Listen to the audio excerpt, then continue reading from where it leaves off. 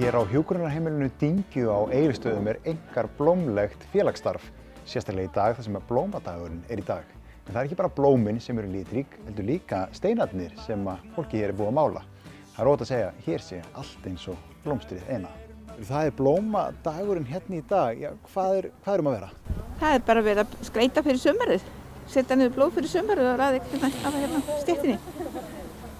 Hvaða máli skiptir að vera með blómin í lífinu og deginum? Blómin eins og litlu börnin. Það þarf að hugsa það. Ég verð að drekka, svo verð ég falleg. Og þegar blómin taka við sér, það merki vorið. Þá vorið að koma. Það Hálendissamtökin sem að kosta þetta dæmi og ég bjóð til þennan dag og frekar stolt af því. Það hafa gert þetta þessi 5 ár sem við erum búin að vera. Svo náttúrulega þetta líka bara virkni. Þetta bara til að fá fólki okkar til að koma hérna og vera með okkur og aðstandendur. Virkja þau líka sem að þarf að gera alveg hreint. Maður sér að það vel mætt og það bæði mannskapurinn að taka til hendinni og svo eru líka peppararnir sem að mæta og styðja við bakið það. Já, það nefnilega alveg hægt að koma og bara vera með og horfa á og hafa gaman. Það þarf ekki endilega að liggja á hnjánum og vera hreinsa beð. Hérna það vel mætt. Er yfirleitt vel mætt svona félagsstarfið? Þetta allavega 3. skipti sem ég gef hérna og það hefur alltaf verið bara vel mætt. Já. Þetta bara svona svolítið árvist sem maður byrjar á þessu. Gaman að taka þátt og svo erum við svona frekar ný hérna, það kynnist með líka fólki. Og maður sér að eins og hér ekki bara litirnir í blómunum, heldur líka í steinunum. Já, steinaverkefnið okkar rosa skemmtilegt. Við erum að vinna með þetta með fólkinu hérna og starfsmannum og ýmsum félagasamtökum. Ég hef boðið kvenfélagum og hérna svona saumaklúbbum og ýmislegt að koma hingað og vinna þetta með okkur hér og það hefur bara gengið vel. En félagsstarfi, það er mjög fjölbreytt og bara strax eftir þessum viðburði þá annar á morgun? Já, á morgun Dyngjugleði. Það eitthvað sem ég er búin að vera með líka þessi 5 ár og það svona starta sumrinu. Og þá fáum við hljómsveitir og fólk að lesa vísur og sögur og verðum hérna kaffihlaðborð og það bara fyrir fólki hér og aðstandendur og starfsfólk. Og nú eins og aðstæður eru búin að vera, þær eru búin að vera erfiðar, það hlýtur að vera óbúslega gaman að komast aftur af stað og hefja félagsstarfið. Já, það mjög skemmtilegt. Já, þetta búið að vera mjög erfitt.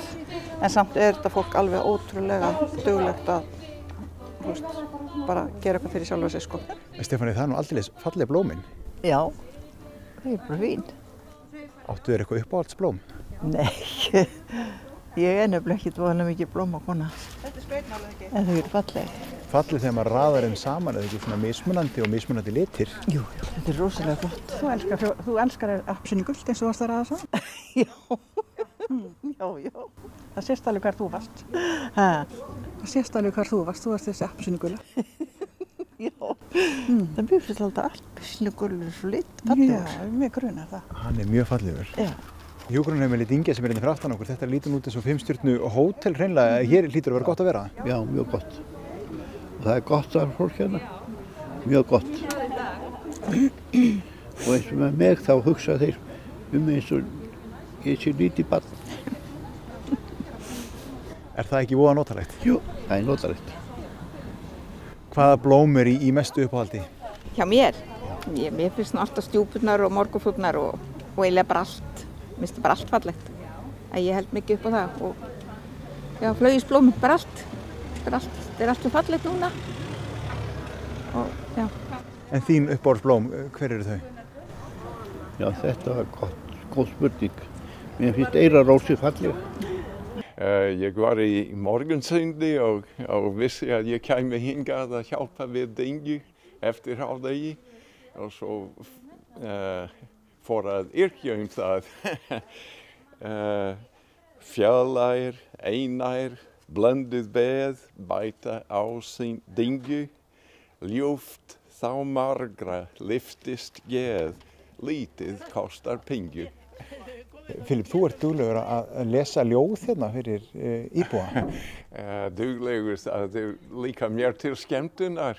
Ég bæði lesa upp ljóð og spjalla þau við fólkið.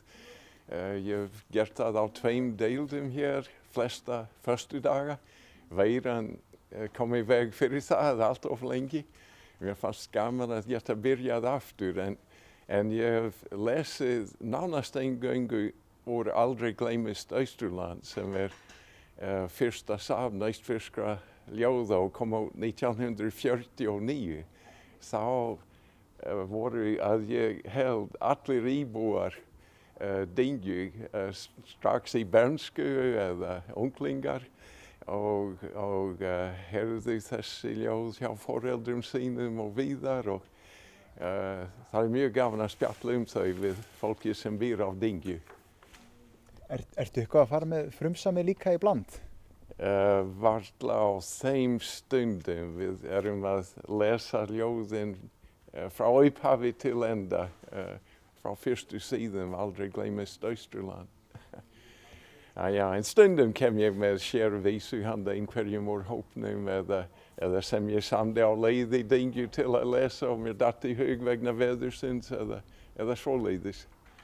En svona yfir árið þá þetta margir viðburðir og mjög fjölbreyttir. Já, yfir til dæmis vikunni hjá okkur þá erum við erum með harmoníkuspil og við erum með kemur fólk að lesa, við erum með bingo, bíó og fáum mikið af heimsóknum, kórum, tónskólum, leikskólum. Þetta allt sem ég í sambandi bara við og alveg frábært og þakka bara öllum fyrir það. Þannig að það rosa mikið sem við að gera. Svo þetta náttúrulega árstíðbundið hér eins og annars staðar. Það mikið í kringum páska, jól og svona sumargleði, þannig að þetta svona líka meira þorrablót. Við höldum alltaf þorrablót hérna, við höfum mjög skemmtilegt.